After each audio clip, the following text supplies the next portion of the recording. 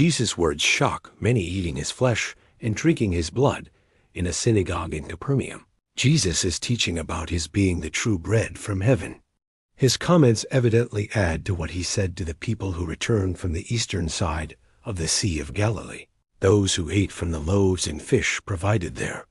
Jesus continues his discussion, saying, "Your forefathers ate the manna in the wilderness, and yet they died." In contrast, he explains, "I am the living bread that came down from heaven. If anyone eats of this bread, he will live forever.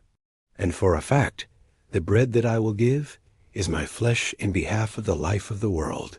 In the spring of 30 CE, Jesus told Nicodemus that God loved the world so much that he provided his Son as a Savior. Jesus now stresses the need to eat of his flesh by exercising faith in the sacrifice he will make. That is the way to receive everlasting life. However, the people take exception to Jesus' words. "How can this man give us his flesh to eat?" they ask. Jesus wants them to understand that he means this figuratively, not literally. What he adds shows this to be his meaning.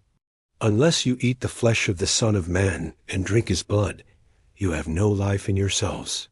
Whoever feeds on my flesh and drinks my blood has everlasting life. For my flesh is true food, and my blood is true drink. Whoever feeds on my flesh and drinks my blood remains in union with me." Imagine how offensive that may sound to Jewish listeners.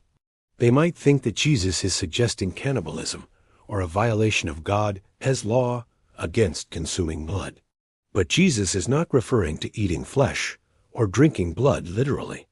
He is showing that all who want everlasting life must exercise faith in the sacrifice that he is to make when he offers up his perfect human body and pours out his lifeblood. Yet, even many of his disciples do not understand this teaching.